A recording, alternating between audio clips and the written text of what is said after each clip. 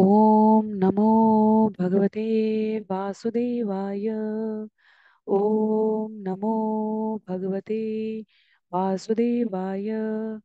ओम नमो भगवते वासुदेवाय। हरे कृष्णा। सभी भक्तों को सादर प्रणाम। श्रीमद् भागवतम महापुराण सत्रों की इन श्रृंखला में आज सत्र 621 में सभी भक्तों का स्वागत है। हम सभी यहाँ पर श्रीमद् भागवतम महापुराण को अंतर्राष्ट्रीय कृष्ण भावनामृत संघ के संस्थापक आचार्य कृष्ण कृपामूर्ति श्री श्रीमद् अभय चरणारविंद भक्ति वेदांता स्वामी श्रील प्रभुपाद की पुस्तक के माध्यम से भक्तों के संग श्रवण करने का प्रयास कर रहे हैं।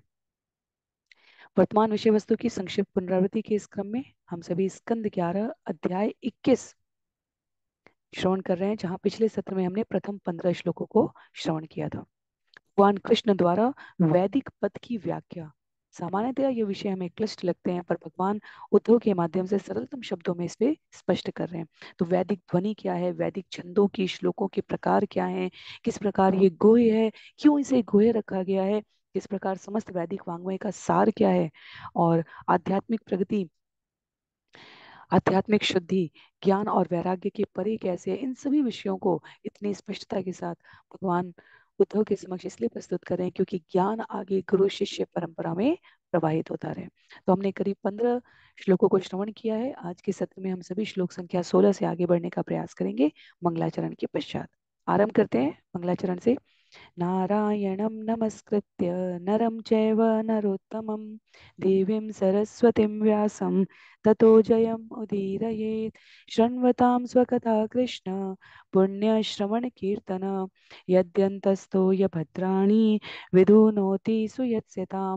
नष्टप्रायेषु भद्रेषु नित्यं भागवत सेवया भगवत्युत्तमश्लोके भक्तिर्भवति नैष्ठिकी। ॐ अज्ञानतिमिरान्धस्य ज्ञानाञ्जनशलाकया चक्षुन्मीलितं येन तस्मै श्रीगुरुवे नमः। मूकं करोति वाचालं पङ्गुं लङ्घयते गिरिं यत्कृपातमहं वन्दे परमानन्दमाधवं। वाञ्छाकल्पतरुभ्यश्च कृपा सिन्धुभ्य एव च पतितानां पावनेभ्यो वैष्णवेभ्यो नमो नमः। जय श्री कृष्ण चैतन्य प्रभो नित्यानंद श्री अद्वैत गदाधर श्रीवासादि गौर भक्त वृंद। हरे कृष्ण कृष्ण कृष्ण हरे हरे, हरे राम राम राम हरे हरे। हरे कृष्ण कृष्ण कृष्ण हरे हरे, हरे राम राम राम हरे हरे। हरे कृष्णा कृष्ण कृष्ण हरे हरे, हरे राम राम राम हरे हरे। हरे कृष्णा। पुनः सभी भक्तों को सादर प्रणाम। सत्र 621 में आज हम सभी स्कंद 11 अध्याय 21 श्लोक संख्या 16 से श्रवण करना आरंभ करेंगे। जिनके पास पुस्तक है वो पुस्तक का प्रयोग करेंगे, अन्य सभी की सुविधा के लिए श्लोक यहाँ पर स्क्रीन पर मैं प्रस्तुत करने का प्रयास करूंगी। भगवान कहते हैं, क्वचित गुणोपि दोषो स्यात् दोषोपि विधिना गुण गुण दोषार्थ नियम तत्विदामेव बाधते। कभी पुण्य पाप बनता है और कभी वैदिक आदेशों के बल पर पाप पुण्य बन जाता है। ऐसे विशिष्ट नियमों से पुण्य और पाप का स्पष्ट अंतर मिट जाता है। तो भगवान यहाँ पर जिस विषय को स्पष्ट कर रहे हैं उद्धव के समक्ष, वह कहते हैं कि मंत्र, जप, काल, वस्तु, कर्ता, इन सब की शुद्धि और अशुद्धि वास्तव में क्या है। वैदिक कर्मकांड के वर्णित इन सिद्धांतों में सामान्यतया इनका पालन करने से मनुष्य धार्मिक कहा जाता है और इनकी उपेक्षा करने से वह अधार्मिक कहा जाता है। जब मंत्र प्रामाणिक गुरु से ग्रहण किया जाए, जो शिष्य को मंत्र की विधि बतलाए, अर्थ बतलाए, चरम उद्देश्य बतलाए, तब उस क्रम में पालन किए जाने पर मंत्र अपने आप में शुद्ध है, पर उस क्रम में पालन किए जाने पर ही वह परिणाम रूप में जीव को शुद्ध करता है। उसी प्रकार से वो काल, वो कर्म जो जीवन के शुद्धिकरण के लिए, विचारों की पवित्रता के लिए नियत किया गया है और उसी के अनुसार पालन किया जाता है, वह पुण्यकारी लाभ लेकर आएगा, अन्यथा वह पाप कर्म में प्रवृत्त होना कहा जाएगा। उदाहरण के लिए हम सभी स्मरण करते हैं कि किस प्रकार गौदान करने में भी एक गाय एक ब्राह्मण के समूह से दूसरे ब्राह्मण के समूह में चली गई और दोनों ब्राह्मणों ने उस पर अपना दावा किया, यह स्पष्ट करने के लिए कि कर्मकांड का के नियमों का पालन करना कितनी गंभीरता से आवश्यक होता है। और राजा को उसके लिए गिरगिट बनकर जीवन यापन करना पड़ा था। 1000 वर्ष तक गिरगिट बने रहेंगे। राजा नृग की कथा हमने इसी श्रीमद् भागवतम में श्रवण की है।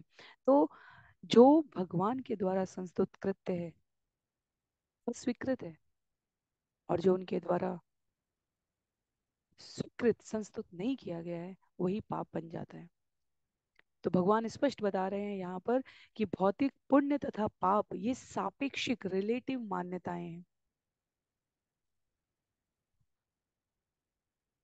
सेना में सभी सैनिकों को प्रशिक्षण दिया गया है बड़े बड़े आयुध चलाने की दक्षता प्राप्त करने के लिए। सेना का वो सैनिक यदि सीमा पर उसी बंदूक का प्रयोग करके दुश्मन पक्ष के व्यक्तियों को मार डाले तो उसके लिए उसे वीरता का पुरस्कार दिया जाएगा। पर वही सैनिक यदि देश के भीतर अपने किसी व्यक्तिगत विवाद में उस बंदूक का प्रयोग करके विपक्षी पक्ष के किसी व्यक्ति को मार डाले, तब उसे सामाजिक सुव्यवस्था के अनुसार बनाए गए नियमों के अंतर्गत मूल्यांकन किया जाएगा। तो उसे सीधे स्पष्ट तरीके से वीरता पुरस्कार नहीं दिया जाएगा, क्योंकि अब विषय यहाँ उसके व्यक्तिगत विवेक के आधार पर स्वयं के लाभ के लिए उस बंदूक के प्रयोग से संबंधित हो गया। दूसरा उदाहरण, यहाँ आचार्य कहते हैं यदि पड़ोसी के घर में आग लगी हो और कोई व्यक्ति घर की खिड़की तोड़कर, शीशा तोड़कर, दरवाजा तोड़कर अंदर फंसे हुए लोगों को बाहर निकाल ले आए, तो उस संकट की स्थिति के कारण वह पवित्र वीर माना जाएगा। पर यही यदि सामान्य स्थिति हो और कोई व्यक्ति घर शीशा दरवाजा तोड़कर कुछ सामान बाहर निकाल कर ले आएगा तो वो अपराधी माना जाएगा। एक और उदाहरण यदि हम देखें, सामान्यतया यदि धर्म क्षेत्र में आगे बढ़ने के लिए प्रयासरत कोई व्यक्ति अपने पत्नी, बच्चों, परिवारीजनों, आश्रितों को सम्यक रूप से स्थापित कर कर, जैसे हमने स्कंद 3 में श्रवण किया था, कर्दम ऋषि ने अपनी पुत्रियों के विवाहोपरांत, भगवान कपिल के जन्म के उपरांत गृहस्थ जीवन से संन्यास ले लिया था। तो यह उचित है। पर यदि सामान्य रूप से कोई व्यक्ति अपने घर परिवार बच्चों को छोड़कर अपने व्यक्तिगत स्वार्थ या लाभ या अपनी किसी अन्य प्रकार की इच्छा पूर्ति के लिए ऐसा व्यवहार करे तो उसे गैर जिम्मेदार, विचारहीन माना जाएगा। तो पाप और पुण्य ये परिस्थितियों के आधार पर किए गए कार्यों के परिणाम में सापेक्षिक रूप से निर्णित किए जाते हैं, और कई बार इनमें भेद करना कठिन भी हो सकता है। इसलिए जब भगवान ने यहाँ पर कहा कभी पुण्य पाप बनता है, कभी वैदिक आदेश के बल पर पाप पुण्य बन जाता है, तो विशिष्ट नियमों में पाप और पुण्य का स्पष्ट अंतर नहीं होता, अर्थात भेद करना कठिन भी हो सकता है। आगे आचार्य स्पष्ट करते हैं, श्रीला मध्वाचार्य जी कहते हैं 14 वर्ष से अधिक आयु के व्यक्ति अच्छे तथा बुरे में अंतर करने में समर्थ हो जाते हैं। अतएव वे अपने पवित्र और पापपूर्ण कार्यों के लिए स्वयं जिम्मेदार होते हैं। तो माता पिता, अभिभावक, गुरु, शिक्षक के रूप में उससे पूर्व के जो प्राणी हैं, 14 वर्ष से पूर्व के, उनको सही और गलत का अंतर बताने और समझाने के लिए नैतिक जिम्मेदारी उन व्यक्ति विशेष की नहीं अपितु उनके मार्गदर्शक की हो जाती है, चाहे वो माता पिता के रूप में हो, चाहे वो अभिभावक के रूप में हो, चाहे गुरु या शिक्षक के रूप में हो।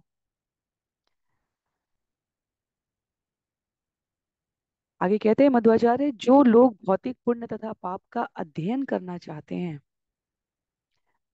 उन्हें इस विषय को सबसे पहले कृष्ण भावनामृत में अधिष्ठित होकर समझना चाहिए, क्योंकि इस आध्यात्मिक पद पर स्थित रहकर वह सभी प्रकार की स्थितियों का सर्वश्रेष्ठ मूल्यांकन कर पाएंगे। कहते हैं श्लोक संख्या 17 में भगवान इसे स्पष्ट करते हुए, समान कर्म आचरणम पतिता नाम न पातकम औत्पत्तिक गुण संग न शयान पत्यत्यध। जिन कर्मों से एक उच्च आसीन व्यक्ति नीचे गिरता है उन्हीं के द्वारा वे व्यक्ति नीचे नहीं गिरते जो पहले से गिरे हुए हैं। निसंदेह जमीन पर लेटा रहने वाला व्यक्ति और नीचे कैसे गिर सकता है। वह भौतिक संगति जो मनुष्य के अपने स्वभाव द्वारा आदिष्ट होती है सद्गुण मानी जाती है। तो यहाँ पर अभी पाप और पुण्य का अंतर बताया भगवान ने। अब इस भौतिक पाप और पुण्य का निर्धारण करने में दुविधा की एक और स्थिति आ सकती है, उसको उल्लेखित करते हैं। कहते हैं उदाहरण के लिए कि एक विरक्त सन्यासी के लिए स्त्री संसर्ग करना शास्त्रों में अक्षम्य है, पूर्णतया निंदनीय है, पर वही एक गृहस्थ के लिए वह स्वीकृत है, क्योंकि वैदिक आदेश से स्त्री के पास उपयुक्त समय में प्रजनन करने के लिए संसर्ग करने की उसके पास आधिकारिक शस्ति पत्र है। इसी प्रकार भौतिक स्तर पर ये जो पाप और पुण्य की गणना है ये आपेक्षिक विचार है। भक्ति मार्ग में साधना रत प्रयासरत जीवों के लिए 4 प्रकार के नियमों की संस्तुति की गई है। आत्म संयमी बनने के लिए अभक्ष्य भक्षण नहीं करना है, कुव्यसन सुरापान मदिरापान अवैध संबंध इन सब में अनुरक्त नहीं होना। दीक्षा प्राप्त व्यक्ति के लिए इन नियमों की अवहेलना करने पर निश्चय ही मोक्ष के उच्च पद से नीचे गिरने की विधि वर्णित है। पर इसके विपरीत कहा जा रहा है कि कुछ उद्यम ऐसे हैं जिनमें व्यक्ति अपने को अत्यधिक व्यसन में पीड़ित करते हुए कार्य कर रहा है। उदाहरण के लिए एक मृत व्यक्ति के शरीर को जब काट छाट करके कुछ उसमें प्रमाण ढूंढने होते हैं, सामान्य रूप से ऐसा करना अत्यंत विचलित करने वाली अवस्था हो सकती है। तो इसलिए भगवान कहते हैं यहाँ पर, वह भौतिक संगति जो मनुष्य के अपने स्वभाव द्वारा आदिष्ट होती है सद्गुण मानी जाती है। व्यवसाय वृत्ति से जो मृत शरीर का दाह संस्कार करते हैं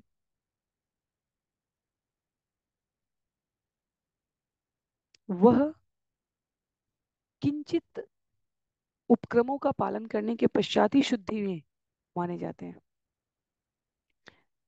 तो ऐसे अनेक उदाहरण सोचे जा सकते हैं जिनमें भौतिक पाप और पुण्य का निर्धारण स्पष्ट नहीं होता, अभी तो दुविधा युक्त होता है।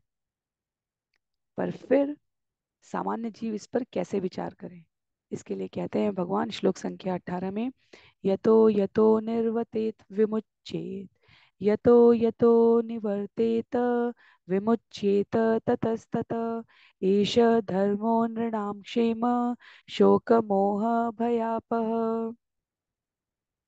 किसी पाप पूर्ण या भौतिकतावादी कर्म से अपने को दूर रखकर मनुष्य उसके बंधन से मुक्त हो जाता है। ऐसा त्याग मनुष्यों के धार्मिक तथा कल्याणप्रद जीवन की आधार भूमि है और वह सारे शोक मोह तथा भय को भगा देता है। स्पष्ट करते हुए इसे चैतन्य चरितामृत अंत्य लीला अध्याय 6 श्लोक संख्या 220 का उदाहरण लेते हुए आचार्य कह रहे हैं कि मिथ्या अहंकार वश सामान्यतया जीव स्वयं को अपने कर्मों का स्वामी और भोक्ता समझने लगता है। और भगवान ने स्पष्ट कहा है कि हमारे कर्मों के स्वामी और भोक्ता तो वो स्वयं है। जब जीव इस कथन को हर क्षण अपने जीवन में स्मरण रखता है कि वह कर्ता और भोक्ता नहीं है, तब वह असली वैराग्य के मार्ग पर प्रवृत्त होता है। तब वह अपना कर्म भगवान को भेंट स्वरूप अर्पित करने के लिए प्रस्तुत होता है।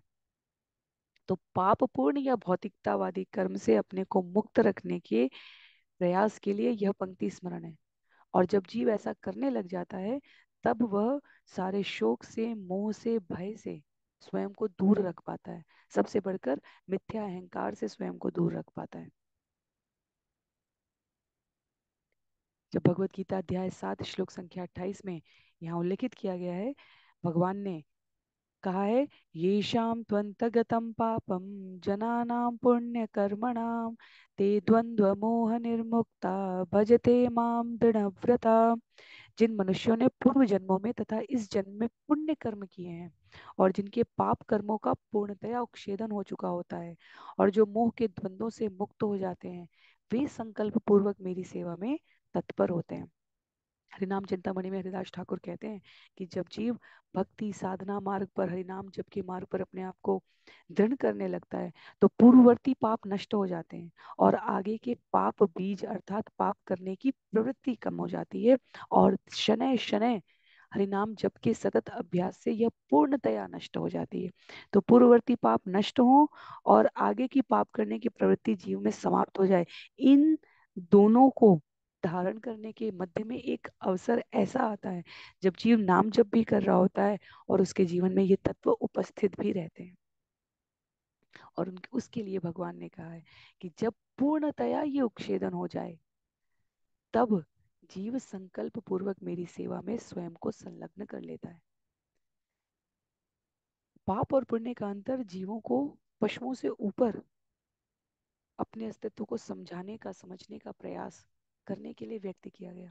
एक निश्चित अवधि के उपरांत पुण्य का भी अंतिम लक्ष्य क्या होना चाहिए? पुण्य क्यों? पुण्य का अर्थ हमारे जीवन में सामान्यतः लाभ, सुख इस अर्थ में होता है। विचार करके देखें तो यदि जब तक हमारे जीवन से मोह नहीं समाप्त होगा, शोक नहीं समाप्त होगा, भय नहीं समाप्त होगा, तब तक हम किसी सुख की कल्पना भी नहीं कर सकते। तो पुण्य का अंतिम अर्थ, पुण्य लाभ यदि हम अर्जित करना चाह रहे हैं, तो इसका अंतिम अर्थ ये है कि हम शोक, मोह और भय से मुक्त हो पाए। और व्यवहारिक रूप से यह स्वयं को कर्ता के भाव से अलग करने पर आएगा, यह स्वयं को भोक्ता के भाव से अलग करने पर आएगा। और भोक्ता और कर्ता के इन विभिन्न भावोपलब्धि से मुक्त होने के लिए कृष्ण भावनामृत अर्थात भगवान की सेवा करते हुए जीवन के प्रत्येक क्षण में स्वयं को भगवत भक्ति मार्ग पर प्रवृत्त करना, यही एकमात्र उपाय है व्यवहारिक रूप से, जिससे जीव अहंकार से, मोह से, शोक से, भय से स्वयं को दूर कर पाए। तो पुण्य की अंतिम उपलब्धि, अंतिम चरम परिणति यहाँ जाकर समाप्त होती है, जहाँ सेवक और स्वामी का संबंध पूर्णतया जीवन में, अनुभव में, व्यवहार में लागू हो चुका हो। श्लोक संख्या 19 में कहते हैं, विषयेषु गुण अध्यासात वंश संगस्ततो भवेत, संगात तत्र भवेत काम, कामादेव कलिर्नृणाम। जो व्यक्ति भौतिक इंद्रिय विषयों को अभिष्ट मान लेता है, वह निश्चित रूप से उनमें आसक्त हो जाता है। ऐसी आसक्ति से काम उत्पन्न होता है और यही काम लोगों में कलह उत्पन्न कराता है। यदि हम स्मरण करें तो ऐसा ही कुछ कुछ भगवान ने अर्जुन को भी समझाया था भगवत गीता में भी। कहने का आशय है यहाँ पर कि जब हम भौतिक इंद्रिय तृप्ति को जीवन का लक्ष्य मान लेते हैं, तो उसको प्राप्त करने की, अभिष्ट उसको प्राप्त करने की हमें आसक्ति उत्पन्न होती है। उस आसक्ति से ये मुझे मिल जाए, ऐसा हो जाए, हमारे जीवन में कामनाएं, कार्य करने की प्रवृत्ति उत्पन्न होगी। और जब यह वस्तु जो हम, वस्तु या स्थिति या व्यक्ति हमारे लिए अभिप्सित है, वह अन्य किसी के लिए भी हो सकता है। एक प्रकार की कामना एक से अधिक प्रकार के जीव कर सकते हैं, तब वह सामान्यतया कलह का प्रादुर्भाव कराती है। आगे श्लोक संख्या 20 में कहते हैं भगवान, कले दुर्विशः क्रोध तमस्तम अनुवर्तते तम साग्रस्यते पुंसश्चेतना व्यापिनी द्रुतम। कलह से असह्य क्रोध उत्पन्न होता है और उससे अज्ञान का अंधकार उत्पन्न होता है। यह अज्ञान तुरंत ही मनुष्य की विस्तृत चेतना पर हावी हो जाता है। तो हमने वो पूरा कामा क्रोधा संजायते, हमने वो पूरी श्रृंखला पढ़ी है कि किस प्रकार काम से क्रोध से अंततः जाते जाते जीव अपने इंद्रिय तृप्ति से आरंभ हुई अभीप्सित इच्छा से सभी प्रकार के गुणों को अंततः धारण कर लेता है और जो क्रोध के रूप में अंतिम परिणति में जाकर हिंसात्मक संहारात्मक रूप में परिवर्तित हो जाता है। जीव मानव जीवन का लक्ष्य भूल जाता है।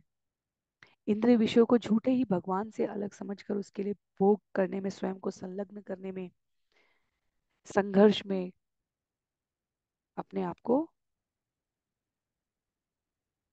मूल लक्ष्य से विलग कर ले जाता है।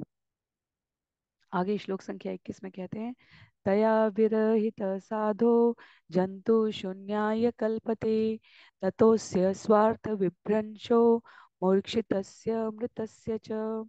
हे साधु उद्धव, असली बुद्धि से विहीन व्यक्ति को हर वस्तु से रहित माना जाता है।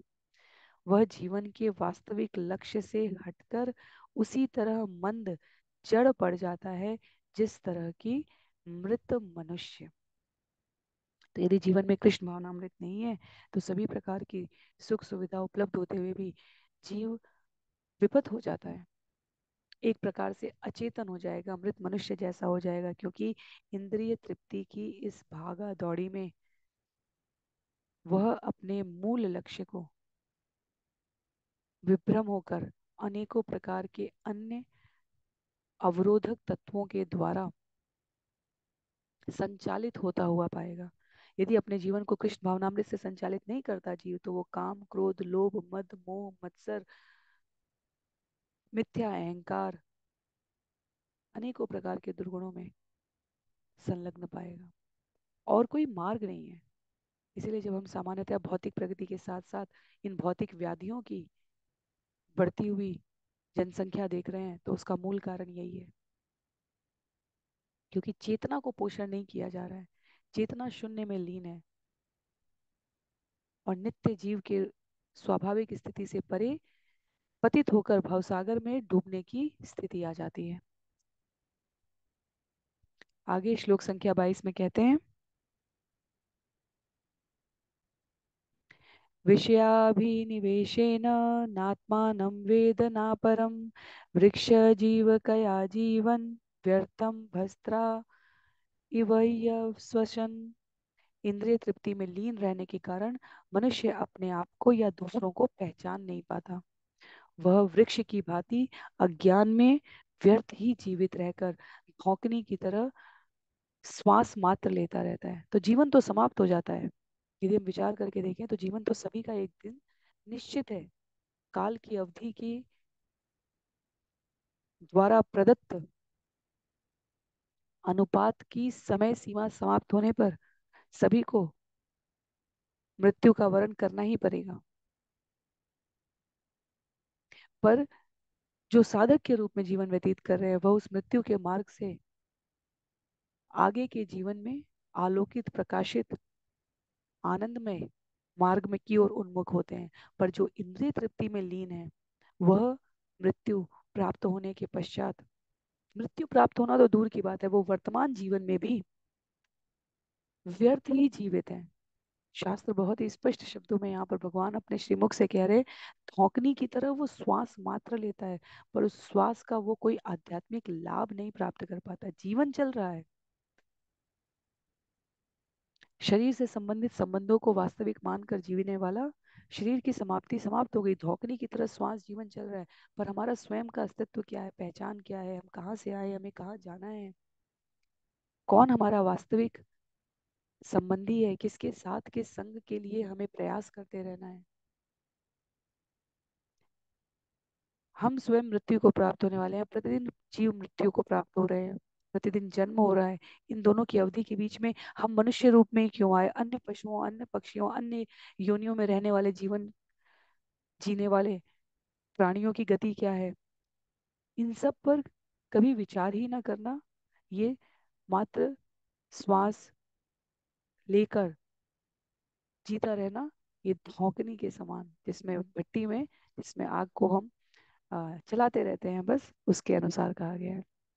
आगे कहते हैं श्लोक संख्या 23 में, फलश्रुति नृणाम न श्रेयो रोचनम परम, श्रेयो विवक्षया प्रोक्तम यथा भैषज्य रोचनम। फल प्रदान करने का वादा करने वाले श्रुति के वचन मनुष्यों को परम कल्याण दिए जाने की संस्तुति नहीं करते, अपितु वे लाभप्रद धार्मिक कर्म करने के लिए प्रलोभन मात्र हैं। जिस तरह की बच्चे को लाभप्रद औषधि पीने के लिए फुसलाने हेतु मिश्री देने का वादा किया जाता है। तो ये बहुत महत्व की बात है हमारे लिए, जब कहा जाता है कि साधक के जीवन में पाप तो होता ही नहीं है प्रयासरत तरीके से, पर पुण्य की भी आकांक्षा नहीं होती। उसका अर्थ ये है कि श्रुति के ये वचन जो फल प्रदान करने का वादा करने के लिए, कर्म करने के लिए बताए गए हैं, वे परम कल्याण की संस्तुति नहीं करते। हमें सर्वोच्च लाभ मिलेगा ये नहीं कहते वे लाभप्रद तरीके से हम जीवन धार्मिक कर्मों में प्रवृत्त हो सकें, इसके लिए प्रलोभन है। तो इंद्रिय, इसीलिए जब हम भगवत गीता अध्याय 3 श्रवण करते हैं, कर्म योग पे जब बात आती है, तब वहां पर भी कहा गया कि पशु से मनुष्य बनने का प्रयास सकाम कर्म के लिए, वहां से सीढ़ी, योग सीढ़ी आरंभ होती है। तो कम से कम हम पाप और पुण्य में अंतर कर सकें, अच्छे और बुरे में, शुभ और अशुभ कार्य में अंतर कर सकें, इसके लिए लाभ जो बताए गए हैं वो एक प्रलोभन मात्र है। वो परम कल्याण नहीं करते, वो पशु वृत्ति से हम कम से कम मनुष्य वृत्ति की ओर अपनी यात्रा आरंभ कर सके, इसके लिए बताए गए। इसलिए पाप और पाप के परे पुण्य की गणना बहुत शुद्र अवस्था है, अल, अल्प ज्ञानी के लिए कही गई है। पुण्य से परे परम कल्याण क्या है? इसका अर्थ ये नहीं है कि हम जो पुण्य के प्राप्त करने के लिए आवश्यक कर्म बताए गए हैं उनको नहीं करेंगे, पर वो कर्म करने के पश्चात जो लाभ मिले, वो हमें स्वयं को भोक्ता के रूप में नहीं मानना है। हमें सर्वोत्कृष्ट कर्म करना है, पर निष्काम भाव से, कृष्ण भावनामृत भाव से, उसका परिणाम भगवान को अर्पित करना है, पुण्य के लाभ से नहीं करना है। यह पुण्य केवल पुण्य के लाभ से करना, यह शुद्र मानसिकता है। और उद्धव का, जब जहां से यह अध्याय आरंभ हुआ है, जहां उद्धव का प्रश्न है, वास्तव में प्रश्न यही है कि ये पाप और पुण्य की संस्तुति तो वेदों ने ही की है, फिर आप क्यों कहते हैं कि पाप और पुण्य से परे की बात कर समझनी है? वह यहाँ पर विस्तार रूप से बतलाया गया है। पाप और पुण्य पशु से मनुष्य बनने की यात्रा आरंभ करने के लिए वेदों द्वारा दिया गया प्रलोभन है। अब इसके परे जाते हुए परम कल्याण क्या है, वो हमें कृष्ण भावनामृत होकर समझ में आता है, वह भगवान का सेवक बनकर समझ में आता है, वह भगवान की भक्तिमय सेवा में प्रवृत्त होने से समझ में आता है। शुद्ध बुद्ध बनना, नित्य जीव बनना, इस जगत में बद्ध नहीं रहना, अपितु अपने परम गंतव्य की ओर जाना, ये जीवन लक्ष्य के रूप में विचार करते हुए व्यवहार करना, ये परम कल्याण है। कहते हैं भगवान आगे श्लोक संख्या 24 में,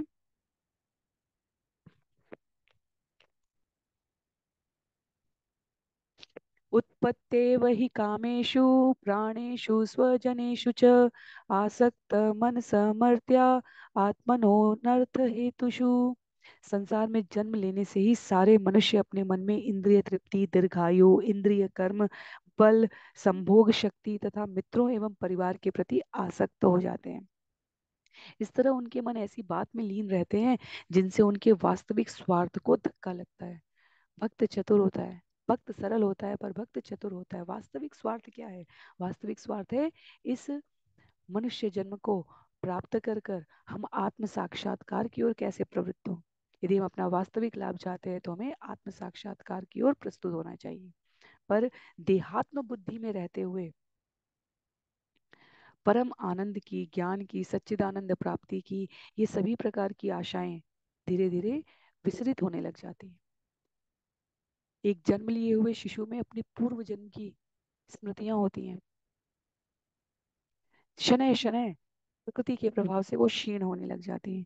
एक तुरंत जन्म लिया हुआ नवजात शिशु जब माँ के गर्भ से बाहर आता है, शास्त्र में यही श्रीमद् भागवतम ने हमने स्कंद 3 अध्याय 31 में श्रवण किया है कि वो भगवान के जो परमात्मा तत्व है उसकी साक्षात उपस्थिति को अनुभव करता है। पर बाहर आते ही वह नवजात शिशु रोता है क्योंकि उससे उसका वो संग छूट जाता है और माया देवी के प्रभाव से, बाह्य बहिरंगा शक्ति के प्रभाव से जीव देहात्म बुद्धि में इतना मग्न हो जाता है कि शरीर से संबंधित आवश्यकताओं को ही परम मान लेता है। नित्य युक्त जीवन की आशा उसका परम लाभ लेने से वंचित हो जाता है। भगवान कहते हैं सर्वलोक महेश्वरम, परम भोक्ता है, संपूर्ण लोगों के स्वामी है, सभी प्राणियों के सर्वोत्कृष्ट सुहृदय हितैषी हैं। पर जीव भगवान की सर्वोच्चता को स्वीकार करने के परे उनसे पृथक होकर कैसे कामना तृप्ति की जा सके, कैसे स्वयं को तुष्ट रखने का प्रयास किया जा सके, इस प्रयास में पूरे जीवन असंतुष्ट होकर बिता देता है।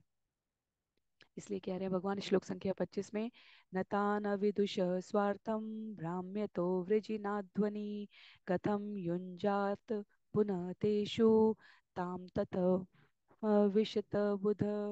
नतान अविदुष स्वार्थम भ्राम्य तो वृजिनाध्वनि कथम युंजात पुनः तेषु तांतम विशित बुध। अपने स्वार्थ से अनजान लोग भौतिक संसार के मार्ग में विचरण कर रहे हैं और धीरे धीरे अंधकार की ओर अग्रसर हो रहे हैं। भला वेद उन्हें और अधिक इंद्रिय तृप्ति के प्रति क्यों प्रोत्साहित करने लगे यदि वे मूर्ख जन विनीत भाव से वैदिक आदेशों पर ध्यान दें।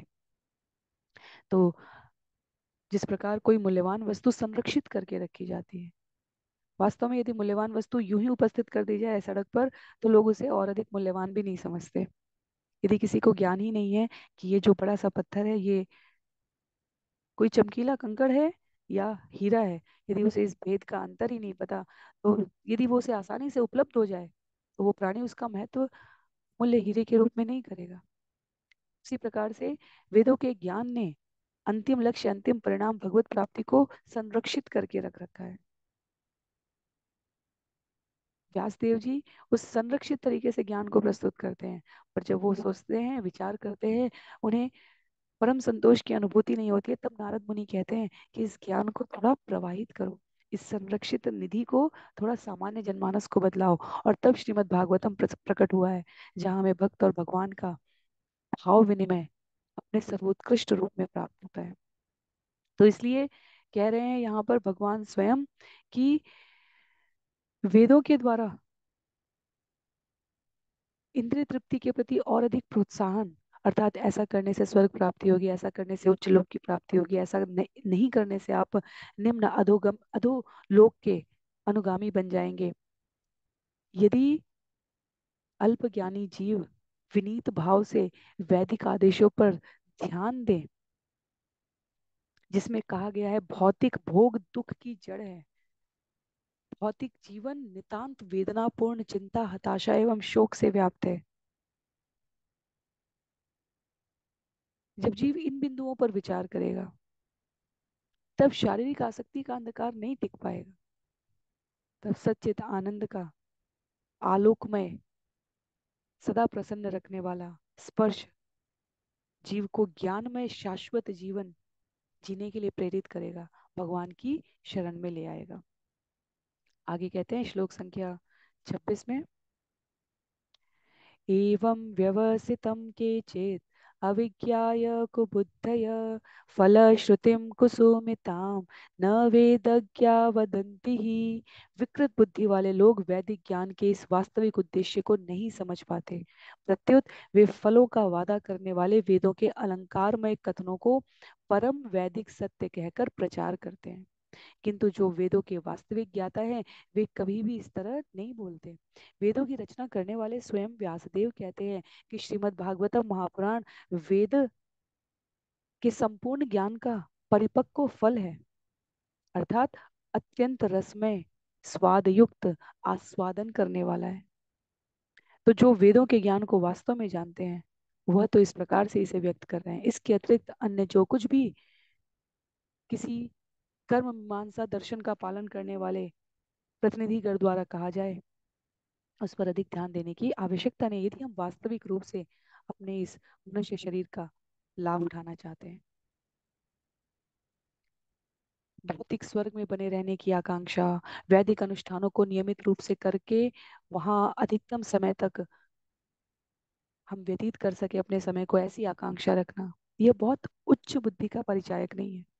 क्योंकि शास्त्र ये भी स्पष्ट करते हैं कि स्वर्ग में रहने वाले देवताओं को भी एक निश्चित समय के पश्चात धराधाम पर या अन्य लोकों में जन्म लेना पड़ता है, क्योंकि ये स्वर्ग लोक भी हमारे ब्रह्म लोक तक हमारे भौतिक लोकों में आने वाले स्थान है।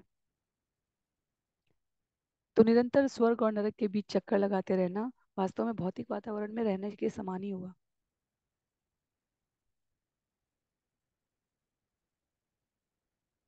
उदाहरण देते हैं आचार्य कि यदि कड़वी दवाई खिलानी है बच्चे को तो उसे थोड़ी मिश्री देने का प्रलोभन दिया जाता है।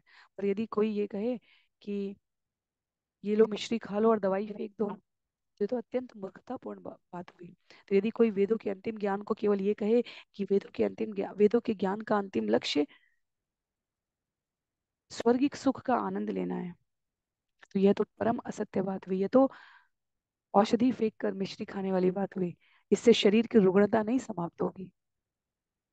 उसी प्रकार इन अलंकारिक भाषाओं के प्रभाव में आकर केवल पाप और पुण्य, केवल अ, कर्मकांड के कर्मों को करके और उसके उद्देश्य को, उसके लक्ष्य को, कौन उसका अंतिम भोक्ता है, जीवन का परम गंतव्य क्या है, इन बिंदुओं पर विचार किए बिना व्यवहार करने वाला प्रशंसनीय भी नहीं है और अन्यों में से किसी का कल्याण भी नहीं कर सकता। वास्तव में अंतिम लाभ परम कल्याण नहीं कर सकता। तो भगवान बड़े स्पष्ट शब्दों में कह रहे हैं और सरल भाषा में हम स्वयं भी विचार करके यदि इसका पालन करें तो ये अत्यंत हितकारी वचन है। कहते हैं श्लोक संख्या 27 में, कामिन कृपणा लुब्धा पुष्पेशु फल बुद्धय अग्नि मुग्धा धूमतांता स्वम लोकम न विदन्ति ते। काम क्रोध तथा लोभ से पूरित मनुष्यगण मात्र फूलों को ही जीवन का वास्तविक फल मान बैठे हैं। अग्नि की चमक से मोहग्रस्त होकर तथा इसके धुएं से घुटकर वे अपनी असली पहचान नहीं जान पाते। तो कई बार जो उपस्थित फूल होते हैं, जब वृक्ष से फूल आने लगते हैं तो कहा जा रहा है कि जीव उसी को अपना वास्तविक फल मान बैठते हैं, जबकि फूलों की उत्पत्ति के उपरांत फल का प्रादुर्भाव होता है। तो धैर्य पूर्वक प्रयास करते हुए बद्ध जीव को शुद्ध कृष्ण भावनामृत की सिद्धि तक प्रतीक्षा करनी चाहिए। अन्यथा क्या होता है, जब हम धार्मिक जीवन आरंभ करते हैं तब हमें आसपास कभी यश के द्वारा, कभी पद प्रतिष्ठा के द्वारा, सम्मान के द्वारा, समाज में अन्यों से अधिक बुद्धिमान समझे जाने के कारण हम इन्हीं फूलों को, इन समस्त शिक्षाओं का परिणाम समझने लग जाते हैं। ये अनुभूति होना जीवन में, फल तक पहुंचना, कि जो कुछ भी हम श्रवण कर रहे हैं, स्मरण कर रहे हैं, चिंतन कर रहे हैं आध्यात्म से संबंधित, वह कैसे व्यवहारिक रूप से कृष्ण भावनामृत में भगवान की भक्ति में प्रयोग किया जा सके, ये जीवन की सिद्धि है। वहां तक जाने के लिए हमें धैर्यपूर्ण प्रयास करना पड़ता है। आगे कहते हैं श्लोक संख्या 28 में, न ते मामांग जानन्ति हृदयस्थिं य इदं यत उक्त शस्त्रा हि असुप्तृप्तो यथा निहार चक्षुष। हे उद्धव, वैदिक अनुष्ठानों का आदर करने से प्राप्त इंद्रिय तृप्ति के प्रति समर्पित लोग यह नहीं समझ सकते कि मैं हर एक के हृदय में स्थित हूँ और संपूर्ण ब्रह्मांड मुझसे अभिन्न नहीं है और मुझी से उद्भूत है। निसंदेह वे उन व्यक्तियों के समान है जिनकी आंखें कोहरे से ढकी रहती है। तो अपने सच्चिदानंद ईश्वर परमा कृष्ण स्वरूप को व्यक्त करते हुए भगवान यहाँ पर कह रहे हैं कि जो लोग इस वैदिक स्तुतियों के उच्चारण को केवल एक निश्चित कर्मकांड की तरह प्रयोग करके अपनी इंद्रियों को, शरीर को तृप्त करने वाले साधनों को प्राप्त करने के लिए करते हैं। वो अपनी आध्यात्मिक आत्महत्या करते हैं। क्यों? क्योंकि यहाँ पर कहा जा रहा है कि वह उस स्तर तक पहुंच ही नहीं पाते जहां वो जान सके कि इस जीवन का जो कुछ भी कल्याणकारी तत्व है, सुख है, शक्ति है, सामर्थ्य है, धन है, विद्वत्ता है, त्याग है, सब कुछ भगवान से उद्भूत है। उनकी सेवा के लिए, उनकी प्रसन्नता के लिए प्रयोग किया जाना चाहिए। तो कोहरे से ढकी हुई आंखों का अर्थ हुआ कि वहां तक उन्होंने देख लिया कि ये अलंकारिक भाषा है, इसको स्मरण कर लेते हैं, वेदों की इन बड़ी बड़ी ऋचाओं को गाते हैं और समाज में अपनी प्रभुता स्थापित करते हैं। और उस कोहरे से ढकी हुई आंखों के आगे का जो ज्ञान है, जो मार्ग है, जो प्रकाश है, जिसका अर्थ ये है कि ये सब कुछ भगवान की प्रसन्नता के लिए, हम कुछ नहीं है, वास्तव में हम कुछ नहीं है। इसको हर क्षण स्मरण रखना इस जगत में सब कुछ प्राप्त करा सकता है। हम कुछ नहीं है, हम केवल निमित्त मात्र हैं। जो कार्य इस जगत में हमें यश की प्राप्ति करा रहा है, विचार करके देखें तो वो भगवान किसी से भी करा सकते हैं। हम अन्यों से, और ये कोई नकारात्मक बात नहीं है, अभी तो ये अपनी वास्तविक स्थिति समझने का है। जो जीव अपने आप को इस जगत में जितना शुद्र समझकर, जितना छोटा समझकर, क्षुद्र समझकर व्यवहार करता है, जीवन यापन करता है, जिसमें विरक्ति आ जाती है, जिसमें त्याग आ जाता है, जो इस जगत में जितना अल्प शुद्र दिख रहा होगा, शारीरिक आसक्तियों से परे दिख रहा होगा, बहुत महत्व की कामना नहीं, बहुत प्रतिष्ठा की कामना नहीं, जितना शुद्र दिख रहा होगा, भगवान के लोक में, आध्यात्मिक जगत में उसका पद उतना ही बड़ा होता है। और जो इस जगत में जितना महत्वपूर्ण दिख रहा होगा, स्वयं को लाभ दिखाने के लिए, प्राप्त करने के लिए, आध्यात्मिक दृष्टि से देखें तो इसका निर्णय कर पाना कठिन होगा कि भगवान के आध्यात्मिक जगत में, लोक में कितना महत्व का है। तो वास्तविक लाभ कहाँ है, वास्तविक महत्व किस में है, वास्तविक जीवन में अर्जन किस तत्व का करना है, ये समझना बहुत आवश्यक है, बहुत आवश्यक। आगे श्लोक संख्या 29 और 30 में कह रहे हैं, ते मे मतम अविज्ञाय परोक्षम विषयात्मका हिंसायां यदि राग स्यात् यज्ञे एव न चोदना हिंसा विहार हि आलभ्ये पशुभिः स्वसुखेक्षया यजन्ते देवता यज्ञे पितृभूत पतिन खला। जो लोग इंद्रिय तृप्ति के वशीभूत हैं, वे मेरे द्वारा बतलाए गए वैदिक ज्ञान के गुह्य मत को नहीं समझ सकते। वे हिंसा में आनंद का अनुभव करते हुए अपनी ही इंद्रिय तृप्ति के लिए यज्ञ में निरपराध पशुओं का निष्ठुरता से वध करते हैं और इस तरह वे देवताओं, पितरों तथा भूत प्रेतों के नायकों की पूजा करते हैं। किंतु वैदिक यज्ञ विधि में हिंसा की ऐसी उत्कट इच्छा को कभी प्रोत्साहन नहीं दिया जाता। तो जो लोग वेदों की, यज्ञ ऋचाओं, संहिताओं की अभ्यास पद्धति में हिंसा को प्राथमिकता देने की बात करते हैं, वह वास्तव में अत्यंत स्वार्थयुक्त प्रवृत्ति है। भगवान स्पष्ट कहते हैं कि ऐसी हिंसापूर्ण प्रवृत्ति का अनुमोदन नहीं किया गया है। तो अध्यात्म के नाम पर, वेदों के नाम पर इस प्रकार की कोई छूट नहीं है। किसी अन्य स्थान पर हमें मार्गदर्शन की आवश्यकता ही नहीं है। यदि हम वेद के आधार पर कुछ कहना चाहते हैं तो यहाँ स्वयं श्री भगवान के श्रीमुख से निकले हुए इन वचनों को, जो वो उद्धव के माध्यम से समस्त प्राणी मात्र को सूचित कर रहे हैं, कहते हैं वैदिक यज्ञ विधि में हिंसा की उत्कट इच्छा को कभी प्रोत्साहन नहीं दिया जाता। ये आधारभूत पंक्ति होनी चाहिए।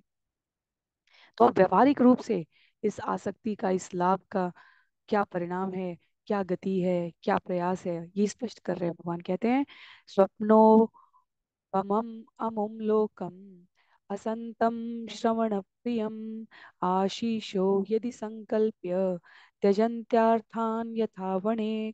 जिस तरह कोई मूर्ख व्यापारी व्यर्थ की व्यापारिक कल्पना में अपनी असली संपत्ति गवा देता है, उसी तरह मूर्ख व्यक्ति जीवन की वास्तविक मूल्यवान वस्तुओं को त्याग कर स्वर्ग जाने के पीछे पड़े रहते हैं, जो सुनने में मोहक तो है किंतु स्वप्न सदृश असत्य है।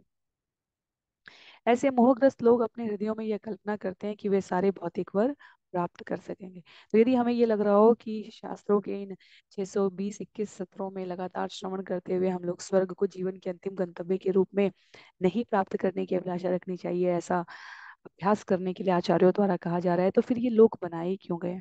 तो फिर विभिन्न मुंड में मति भिन्न भिन्न होती है, ये अनेक स्थान बताया गया। केवल कक्षा में अध्यापक द्वारा, शिक्षक द्वारा अत्यंत गंभीरता से पढ़ाए जाने पर सारे छात्र विद्यार्थी उतनी ही तन्मयता से नहीं श्रवण कर लेते। सब अपनी अपनी रुचि के अनुसार, अपनी अपनी निष्ठा के अनुसार, अपने अपने प्रयास के अनुसार उस ज्ञान को ग्रहण कर पाते हैं।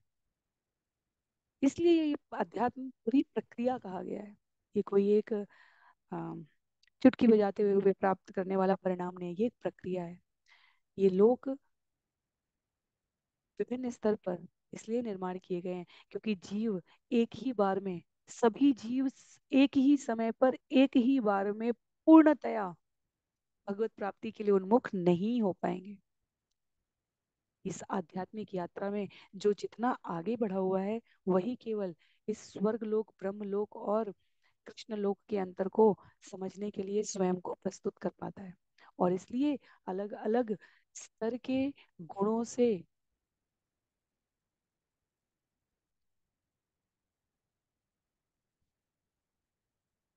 आवृत्त जीवों के लिए कहा जा रहा है कि वह अपनी इस यात्रा में इस ज्ञान के महत्व को समझ पाते हैं। आरंभ होता है पशु से मनुष्य बनना क्यों जरूरी है ये समझते हुए, और समापन होता है भक्ति योग का अभ्यास करते हुए सदा सर्वदा, जब तक जीवन बचा हुआ है तब तक इस लोक में भगवान की सेवा करने के लिए प्रवृत्त करना, और उसके पश्चात सदा सर्वदा के लिए भगवान की सेवा में स्वयं को संलग्न करने से। ये यात्रा है, अलग अलग स्तर और पड़ाव है, और अपनी अपनी योग्यता के अनुसार जीव उसका प्रतिफल प्राप्त करता है। आगे श्लोक संख्या 32 में, रज सत्व तम निष्ठा, रज सत्व तम जुष उपासते इंद्र मुख्यान देवादीन यथैव माम। रजो सतो तथा तमो गुण में स्थित लोग इंद्र इत्यादि विशेष देवताओं तथा अन्य अर्चा विग्रहों की पूजा करते हैं, जो उन्हीं रजो सतो या तमोगुण को प्रकट करते हैं, किंतु वे मेरी समुचित पूजा करने में असफल रहते हैं। तो यही जो चर्चा भी हम लोग श्रवण करने का, यहाँ पर समझने का प्रयास कर रहे हैं, इसका गंतव्य, इसका परिणाम बताया गया है कि अलग अलग गुणों में जो जीव लगे हुए हैं वह अलग अलग स्तर पर इस विषय को समझ पाते हैं। रजोगुण से जो कुछ कुछ मिश्रित तमोगुण में है वो नरक में जा सकते हैं, जो निपट तमोगुणी हैं वो नरक के गहन अंधकार को प्राप्त करेंगे, जो अ, सतोगुणी प्रवृत्ति रखते हैं लेकिन कभी कभी थोड़े रजोगुण में भी आ जाते हैं, उन्हें नरक तो नहीं भेजा जाएगा पर उन्हें स्वर्ग का थोड़ा सुख भी प्रदान किया जाएगा। तो इस जगत में रहते हुए भी इस उदाहरण को समझा जा सकता है। वास्तव में आचार्य यहाँ पर कह भी रहे हैं, जैसे किसी की आर्थिक आर्थिक स्थिति दयनीय हो सकती है, किसी की राजनीतिक स्थिति दयनीय हो सकती है, पर फिर भी वो सुंदर स्त्री या सुंदर पुरुष को अपने विवाह जीवन में प्राप्त कर सकती है। तो कुछ कुछ अच्छा आकर्षित करने वाला और कुछ कुछ त्रस्त पीड़ित करने वाला प्राप्त होता है, यदि जीव अपने आप को इन सत रज और तम में लगाए रखता है। तो ये विश्वास करके वैदिक अनुष्ठान करना कि देवताओं जैसा स्तर प्राप्त कर लेंगे, देवताओं के प्रति आकृष्ट होना है, तो ऐसे जीवों को स्वर्गलोक की भी कुछ समय के लिए प्राप्ति हो जाती है। पर जब वह ये ज्ञान करते हैं कि जो देवता बन चुके हैं वास्तव में उच्चतर जीव ही देवता हैं, उच्चतर जीवों को ही वो प्रशासनिक अधिकारी के रूप में उच्च लोकों में, तो उनकी सामान्य रूप से सतोगुण में व्यवहार करने की प्रवृत्ति मनुष्यों से अधिक उन्नत होती है, कहते हैं आगे श्लोक संख्या 33-34 में, इष्टेह देवता यज्ञ गत्वा रंस्यामहे दिवि तस्यांत इह भूयास्म महाशाला महाकुला एवं पुष्पितया वाचा व्याक्षिप्त मनसां नृणां मानिनां चातिलुब्धानां मध्वार्तापि न रोचते। देवताओं के उपासक सोचते हैं हम इस जीवन में देवताओं की पूजा करेंगे और अपने यज्ञों के बल पर हम स्वर्ग जाकर वहां भोग करेंगे। भोग समाप्त होने पर हम इस जगत में लौट आएंगे और राज परिवारों में वैभवशाली गृहस्थों के रूप में जन्म लेंगे। ऐसे लोग अत्यधिक घमंडी तथा लालची होने से वेदों के अलंकार युक्त शब्दों से मोहित हो जाते हैं। वे मुझ भगवान की कथाओं के प्रति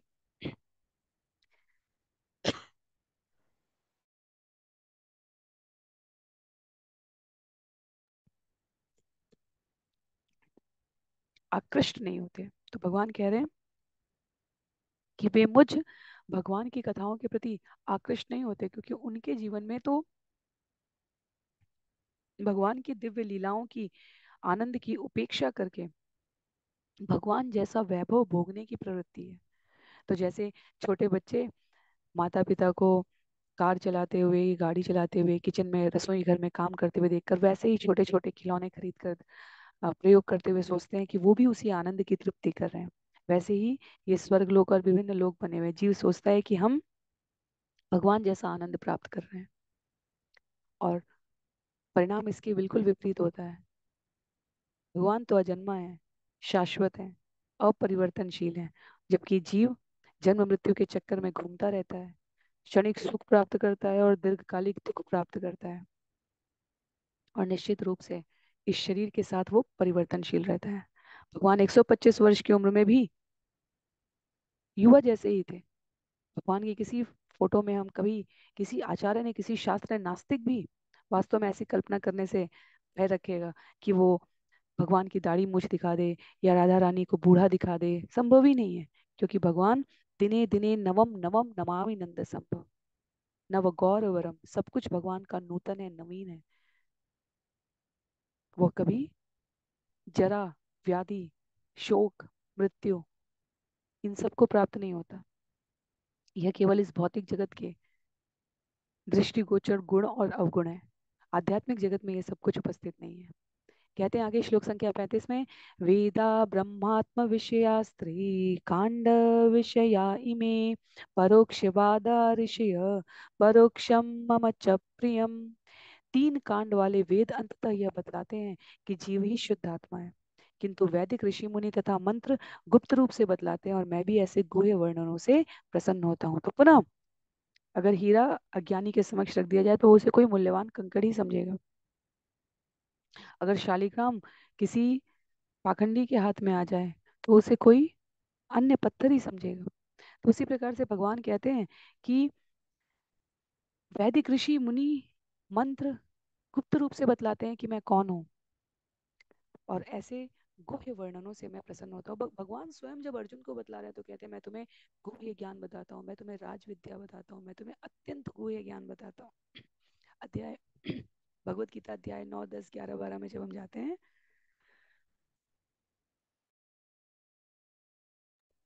तब इस प्रकार की प्रस्तुति वहां पर भी की गई है। ये गुह्य ज्ञान है, क्योंकि इसको जानने के पश्चात जीव को जन्म मृत्यु के चक्र में लौटना नहीं पड़ता। नाहम प्रकाश सर्वस्य। भगवान के भक्तों की जीवन यात्रा में जब वो भगवत प्राप्ति के लिए प्रयास करते हैं तो अड़चने आ सकती हैं, अवरोध आ सकते हैं। भगवान की कृपा से कोई भी अड़चन और अवरोध उनका मार्ग नहीं रोक सकती। आगे श्लोक संख्या 36 में कहते हैं भगवान, अब वेदों की गुह्यता को प्रकट करते हुए, शब्द ब्रह्म सुदुर्बोधम प्राणेन्द्रिय मनोमयम अनंत पारम गंभीरम दुर्विगाह्यम समुद्रवत।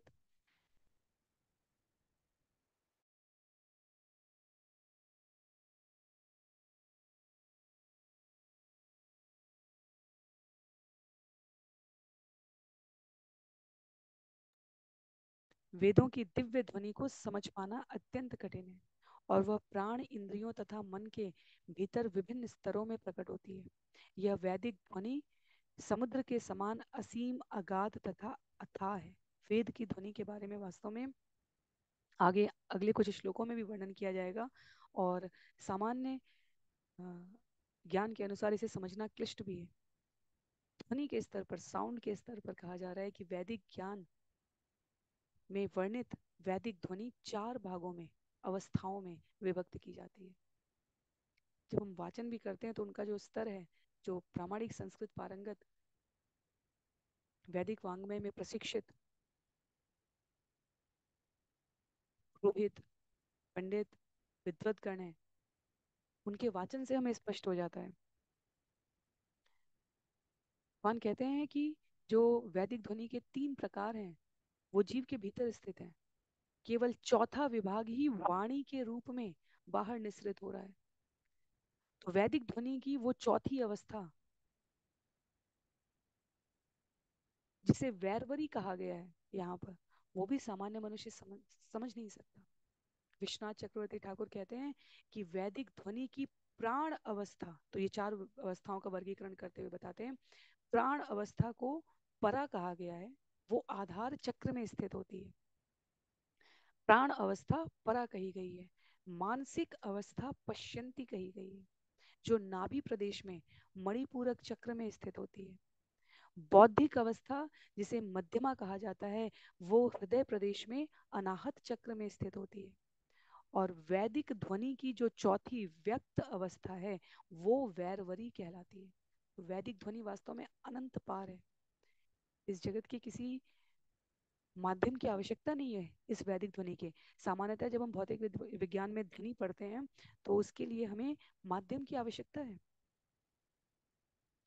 मोटी दीवार के उस पार सामान्य स्वर में कहा गया वचन जा नहीं सकता, क्योंकि स्वर की, ध्वनि की उस प्रवाहित अवस्था को ले जाने के लिए कणों के द्वारा अवरोध उत्पन्न किया जा रहा है।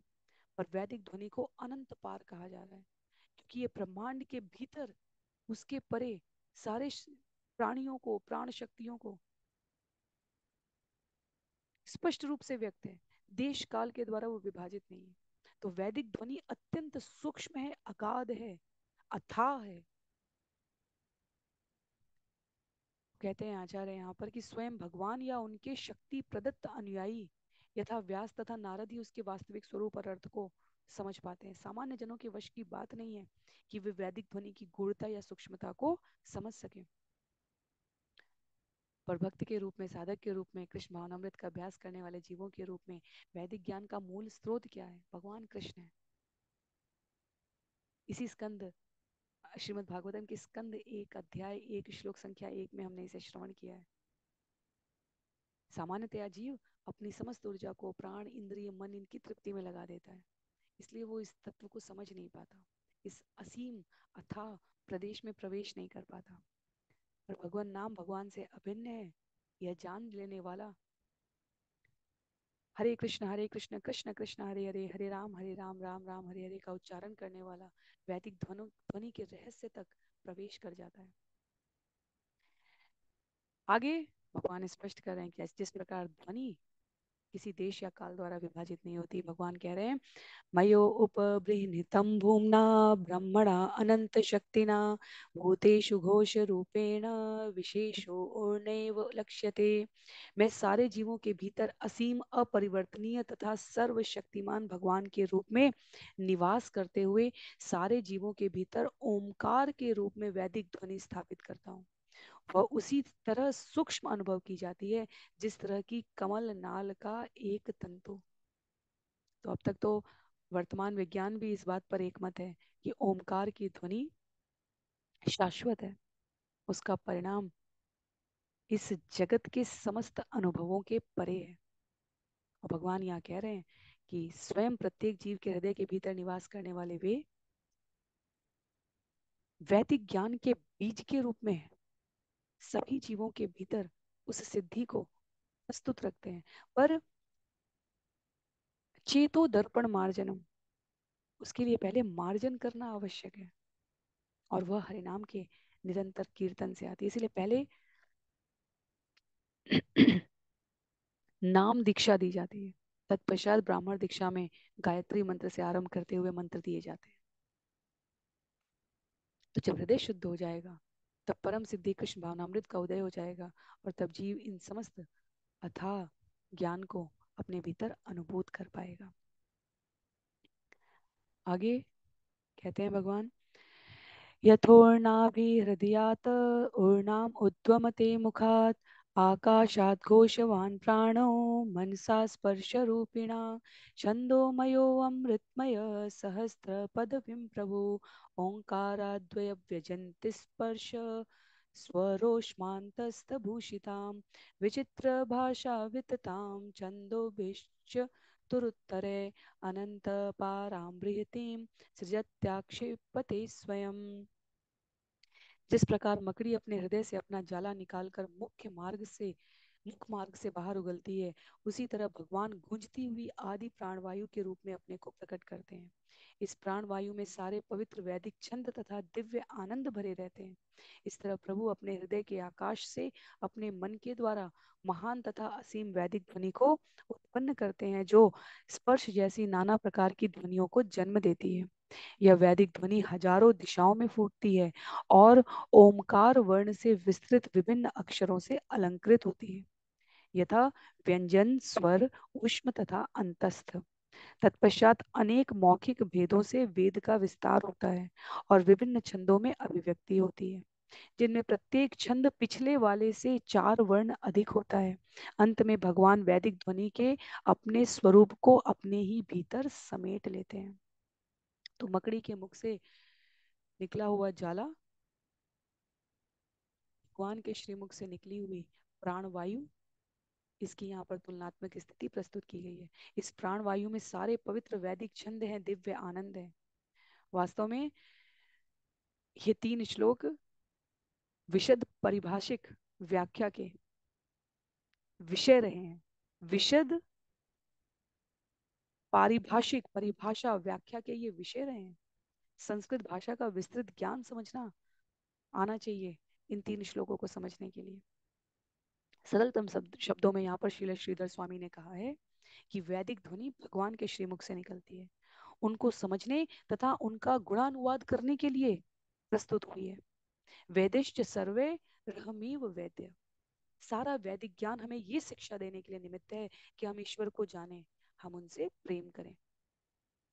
जो व्यक्ति सदैव कृष्ण का चिंतन करता है, उनका भक्त बनता है, श्रद्धा और भक्ति के साथ उनको नमस्कार करता है, उनके पवित्र नाम का कीर्तन करता है, वह निश्चित रूप से वो सब कुछ जानकारी प्राप्त कर लेता है जो वेद अर्थात ज्ञान शब्द में इंगित किया गया है, संकेत किया गया है।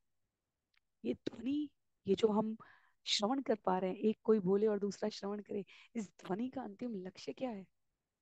वो उच्चारण करना जिससे भगवान को समझा जा सके। और स्कंद 11 अध्याय 21 श्लोक संख्या 41 में उन ध्वनियों के छंद के प्रकार बता रहे हैं। भगवान कहते हैं, गायत्री उष्णी कनुष्टुप च बृहति पंक्ति एव च त्रिष्टुप जगति अतिक्षन्द्यो ही अत्यष्टि अति जगत विराट। हम जिन्हें सामान्यतः छंद कह रहे हैं उनके बारे में बतलाते हैं कि वैदिक छंद हैं गायत्री, उष्णीक, अनुष्टुप, बृहति, पंक्ति, तिष्टुप, जगति, अतिक्षंद, अत्यष्टि, अति जगति तथा अति विराट। इतने सारे प्रकार है। हमें तो लगता है कि बस हमने श्लोक कहा तो श्लोक एक ही प्रकार की नहीं, गायत्री कहा गया है, यहाँ पर उष्णीक कहा गया है, अनुष्टुप छंद कहा गया है। वास्तव में इस श्लोक में इस बात का उत्तर छिपा है कि कई बार हमारे शास्त्रों में श्लोकों की जो संख्या कही जाती है और जब हम संख्या के रूप में गिनते हैं तो उनमें भिन्नता क्यों है। छंद कहे गए हैं यहाँ पर, ये वैदिक छंद है। गायत्री छंद में 24 अक्षर हैं, यहाँ तात्पर्य में लिखा है। उष्णीक छंद में 28 अक्षर हैं।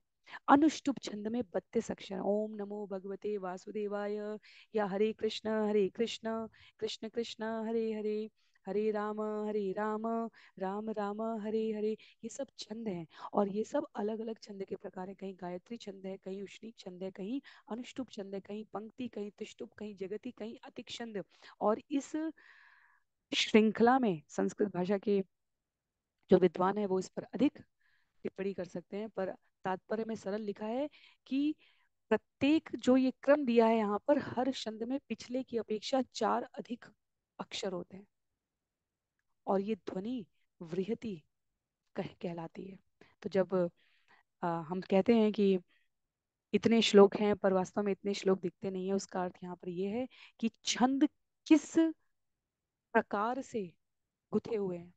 जैसे श्रीमद् भागवतम के 18,000 श्लोक हैं, पर ये अनुष्टुप छंद में गुथे हुए हैं। अर्थात यदि हम सभी 32 अक्षरों को जोड़ते चले जाएं श्रीमद् भागवतम में, और फिर उसको सभी अक्षरों को जोड़कर, अक्षरों के संयोजन की बात की जा रही है, सभी अक्षरों को जोड़कर उसे 32 से विभाजित कर दे, तो 17,999.6 अनुष्टुप छंद मिलते हैं हमें यहाँ पर। अर्थात 18,000 श्लोक जो मिलते हैं। तो इसको कभी अलग से भी विस्तृत रूप में प्रस्तुत करने का प्रयास रहेगा। यहाँ भगवान इन सारी बातों को बतलाने के पश्चात कहते हैं छंद संख्या 42 में, किम विधत्ते किमाचष्टे किमनुद्य विकल्पयेत् इत्यस्या हृदयं लोके नान्यमत वेद कश्चन। सारे जगत में मेरे अतिरिक्त अन्य कोई वैदिक ज्ञान के गुह्य उद्देश्य को नहीं समझता। अतः लोग यह नहीं जानते कि कर्म कांड के अनुष्ठानिक आदेशों में वेद किस बात की संस्तुति कर रहे हैं, अथवा उपासना कांड में प्राप्य पूजा के सूत्रों से कौन सी वस्तु सूचित होती है, अथवा वेदों के ज्ञान कांड में विभिन्न संकल्पनाओं के माध्यम से किसकी विशद व्याख्या की गई है। तो यहाँ तक कि वेद व्यास के रूप में भी हमने महाभारत के आरंभिक जब हमने कुछ प्रश्नोत्तरी के माध्यम से महाभारत आरंभ किया था, तो वहां पे भी ये स्पष्ट था कि करीब 8,800 श्लोक तो ऐसे कहे गए हैं जो वेद व्यास भी नहीं जानते, वास्तव में जानते या नहीं जानते हैं इस पर पूर्ण पूर्ण प्रामाणिक पुष्टि नहीं की जा सकती। तो यहाँ पर तो ऐसा नहीं समझना चाहिए कि वहां पर रचयिता का अनादर किया जा रहा है। भगवान स्वयं कह रहे हैं सारे जगत में मेरे अतिरिक्त अन्य कोई वैदिक ज्ञान का कोई उद्देश्य नहीं समझता। कुछ कुछ प्रबुद्ध व्यक्तियों को मैंने नियत किया है जो अधिकतर स्तर तक समझते हैं, पर सब कुछ मेरे अतिरिक्त और कोई नहीं समझता, और कोई भी नहीं समझता। आगे श्लोक संख्या 43 में कहते हैं भगवान, माम विधत्ते अभिधत्ते विकल्प मां विधत्ते अभिधत्ते मां विकल्प्य अपोयते त्वम् एतावान् सर्ववेदार्थं शब्दास्थाय माभिधाम माया मात्रमनुद्यांते प्रतिषिध्य प्रसीदति। मैं वेदों द्वारा आदिष्ट अनुष्ठानिक यज्ञ हूँ, और मैं ही उपास्य देव हूँ। मैं ही विभिन्न दार्शनिक सिद्धांतों द्वारा प्रस्तुत किया जाता हूँ, और दार्शनिक विश्लेषण द्वारा निषेध किया जाने वाला भी मैं ही हूँ। इस तरह दिव्य ध्वनि मुझे समस्त वैदिक ज्ञान के अनिवार्य अर्थ के रूप में स्थापित करती है।